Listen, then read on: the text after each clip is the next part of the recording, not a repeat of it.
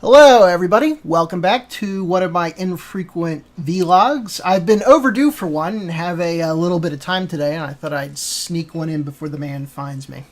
So anyway, I wanted to first say we're having a little bit of a contest here. So if anyone's taken the time to look at this video, I wanted to say if you're interested in a copy of Don't Starve, then post a comment below saying you'd like it, and I will pick one at random.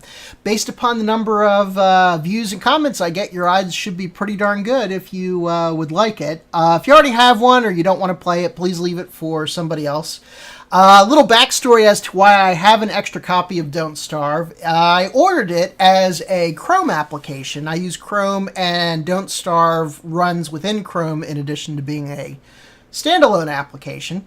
And I thought it would be kind of cool to try it out. So I ordered it, didn't get the activation email, and I thought, oh, I guess it didn't go through. Ordered it again, and then got the activation email in my spam folder, and then when I looked, I saw that the previous one was there. So I've had an extra copy for a while, and I figure I will give it away to someone that wants it.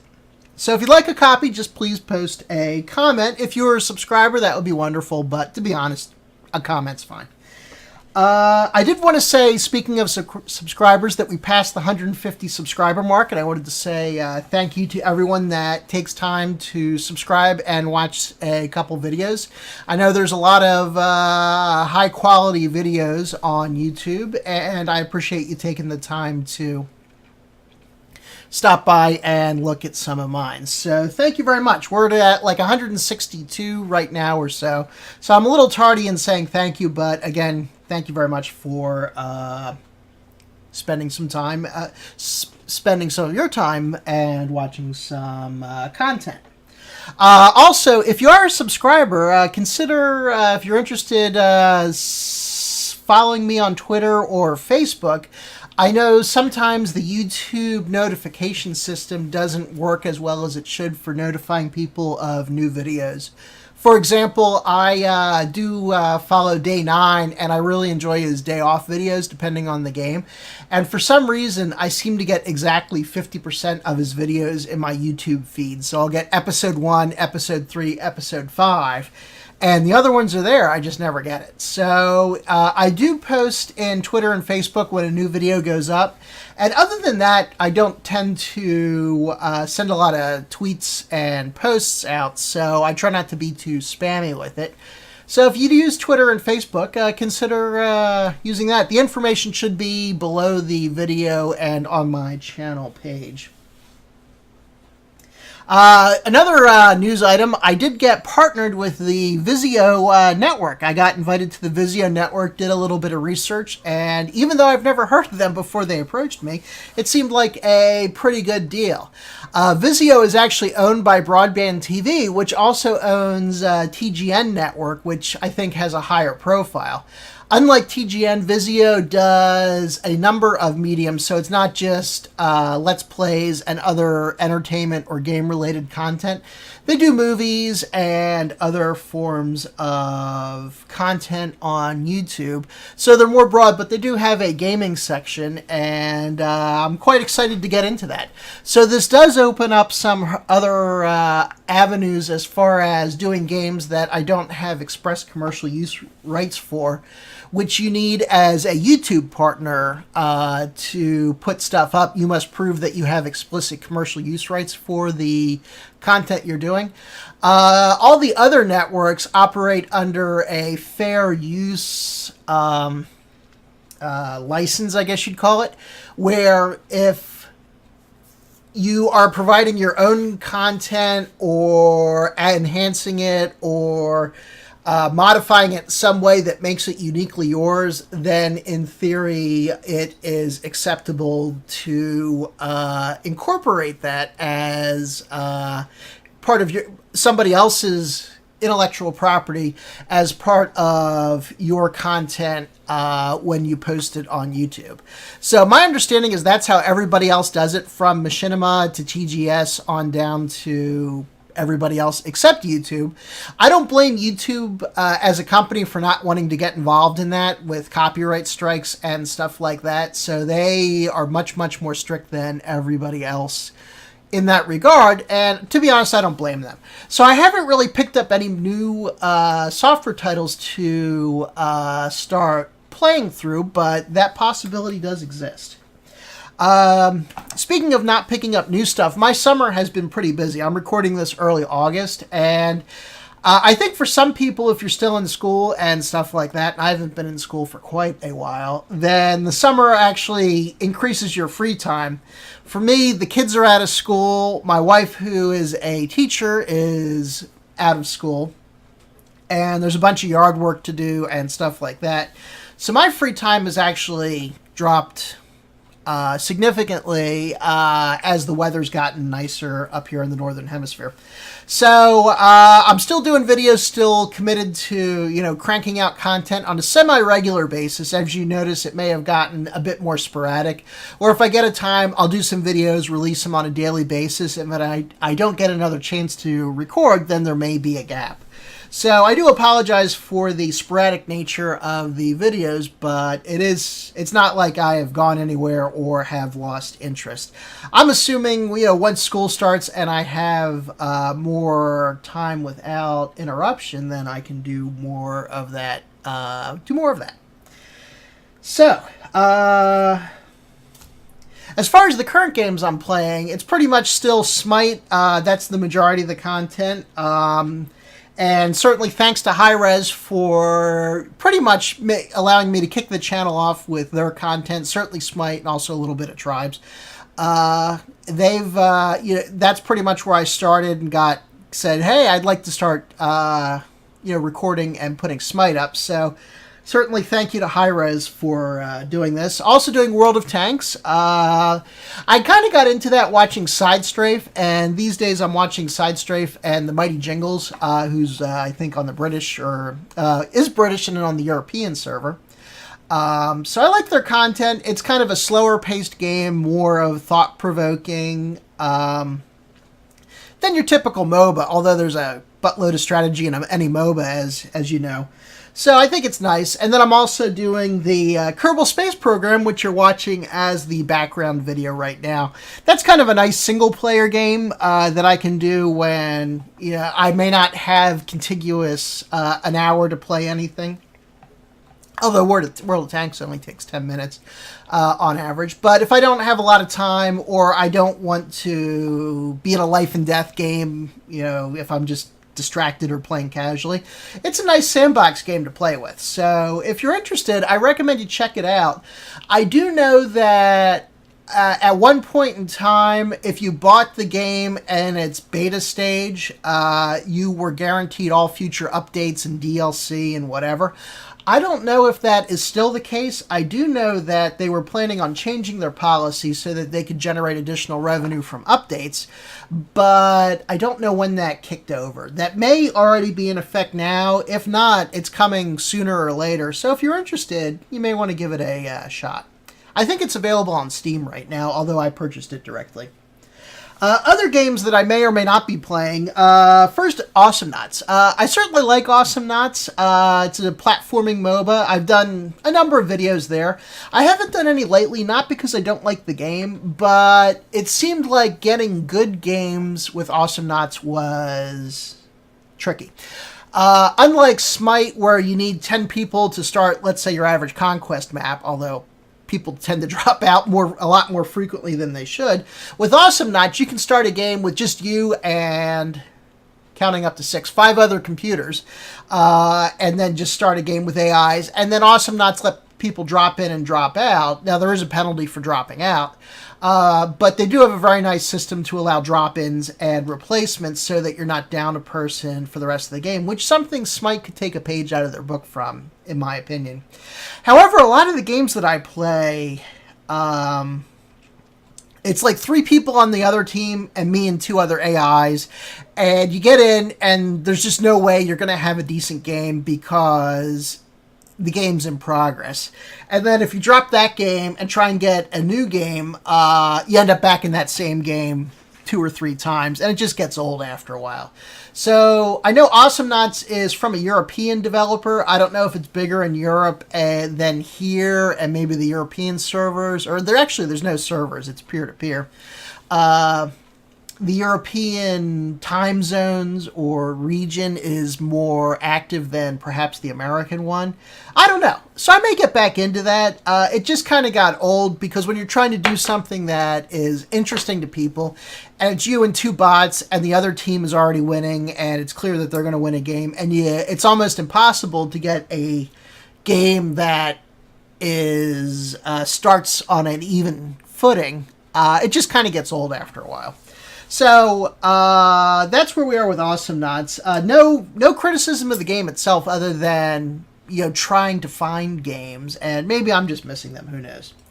I could be doing Don't Starve. Obviously, I do have a copy of it. It's kind of a really neat single-player game. It's kind of a cross between Minecraft and perhaps a roguelike game where when you die, it's over. So the combat system is a little odd, I would say, and that tends to get you killed a lot.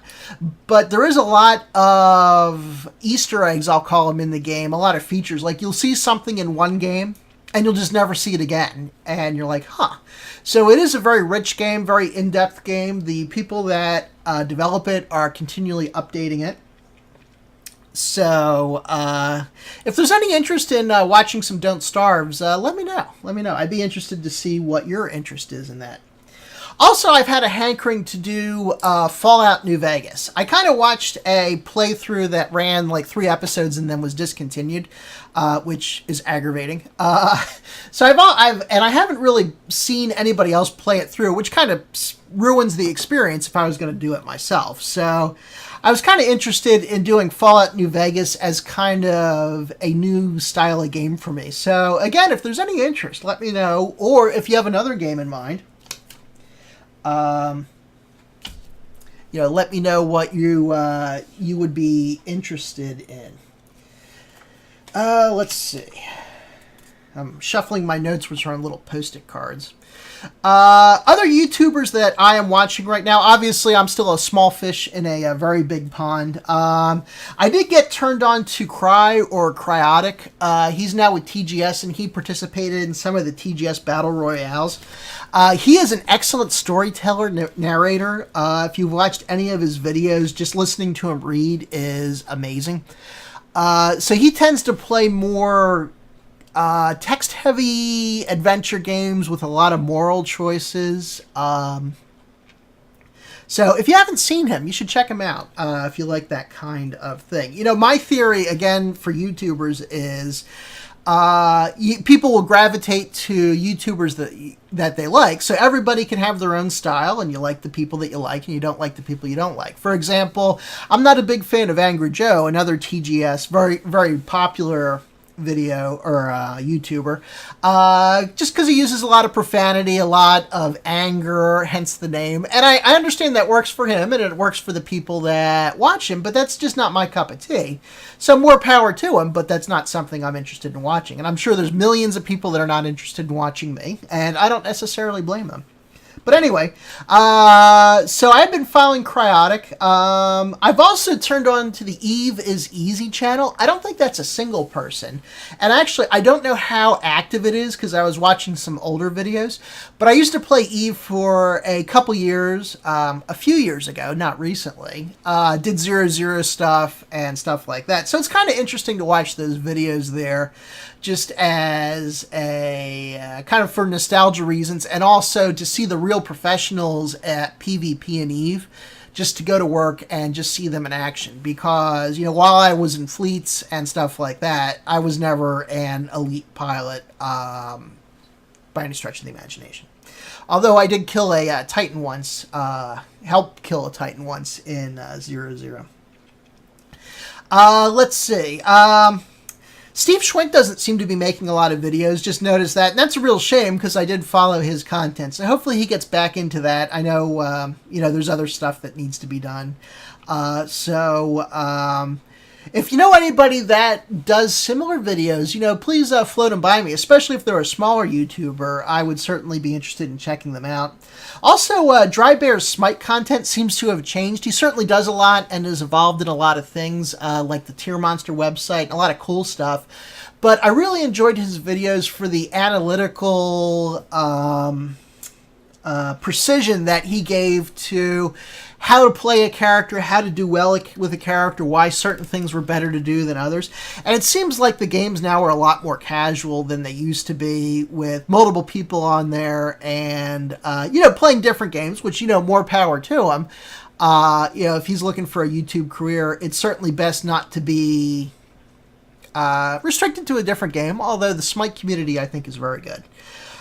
So I kind of missed that. I have subscribed to Octane Pro, who Dry Bear used to do the patch notes with, and then I lost it for a couple patches, and then I found that Octane Pro is now doing it with a British guy, Risty, on his own channel. So I'm now subscribed to Octane Pro, primarily for the patch notes and other stuff, but he also does DayZ and stuff like that. So I would certainly be interested if anybody has any recommendations for other people to check out, or, as I said, not everything is everybody's cup of tea, but I'd certainly be interested in checking it out. Let's see, anything else? One thing I did want to talk about, and this goes back a while, I don't do a lot of, vlogs very often, but I did want to talk about, bad manners, because I know if you follow StarCraft, I think Idra got released by his team for his behavior, and I think somebody in the League of Legends or Smite community may have gotten released as well. And then there was that guy that ended up in jail for making threats at I think it was a League of Legends convention in Florida. And, while that may be over the top, I think it's worth considering, why bad manners, for lack of a better term, is necessary. And is it really a good idea? For me, I'd say no. For my content, I try to keep the profanity to a minimum. So if you have it on speakers with kids around, which would be my situation, although I use headphones, you don't necessarily want a bunch of profanity coming out. And you should probably treat the people you're playing with and the people you're playing against with a certain amount of respect. And, you can either listen to me or not. In fact, probably, I put this at the end so that if you've tuned out before now, you don't have to listen to me pontificate. But everybody that's playing games shares the same interests, shares similar interests, enjoys doing the same thing. So the question is, why would you want to treat people that share common interests with you poorly? Now, everybody plays with people of different skill levels, and you may be annoyed with somebody that's not as good as you, and I've said that on my videos, I'm like, oh, this guy's not doing that good, or, oh, this guy's going to overextend and die. And I'll make comments like that, but I'm doing it more to a third party and not directly to that person or people that person may know. Not as a confrontational thing, more as an observation.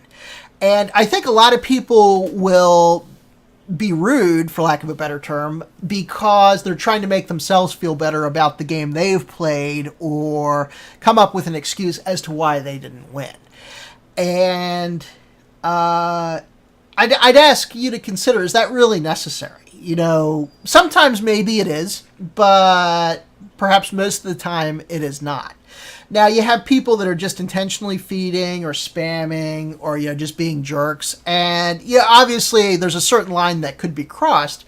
But if someone's just having a bad game or not, I'd say consider letting them off the hook. I think that the policing of the community for, especially the professionals that don't exhibit characteristics that you'd want to see in a role model, it's not a bad thing. Now, obviously, if somebody is getting paid for that and loses their job, that's never good. I mean, I don't wish that on anybody. But if someone is not acting in a way that you would want your kids to act, then I think that policing within the community is to limit that is not a bad thing. And I'd ask everyone to say, if you're in a game or you're interacting with other people over the internet, and is it necessary to say something derogatory or say something negative? And if somebody says that to you, how hard is it just to walk away or ignore them? For example, in World of Tanks, everybody starts out relatively close to each other, and sometimes there's bumping and stuff like that. And if somebody damages you or somebody runs into you and damages themselves, which causes a penalty within World of Tanks if you haven't played it. So you end up paying the other player for damage that you may have caused because they hit you. Obviously, that's not great, but 99 out of 100 times, it's an accident. Friendly fire, probably an accident. There's no reason to shoot somebody back just because they shot you, within reason. And there's reporting mechanisms within the game. I don't tend to report a lot of people, but like if they leave within Smite, I'd probably report that. If it looks like they drop, that's fine. If they go 0-7 and then drop the game, chances are good they left on purpose. And within World of Tanks, the same thing. If somebody just sits on the spawn or they, go out and suicide themselves, which is sometimes hard to tell. Some people are scouting and end up getting themselves blown up. So I just ask that if you're in a situation like that, exercise a little bit of restraint, and maybe that can improve the community overall. Obviously it's only going to do so much, and there'll always be people like that. But to be honest, if you start practicing that, that'll help you in future interactions and school, in an office environment, just in general. So that would be my editorial. That if you see people that, or if you're interacting with people that share the same interests with you, try to be nice to them. Sometimes it doesn't work, sometimes it does. Anyway, I've rambled on for over 20 minutes, and again, thank you for subscribing. If you've listened to the end, thank you very much for listening. I'll talk to you all later.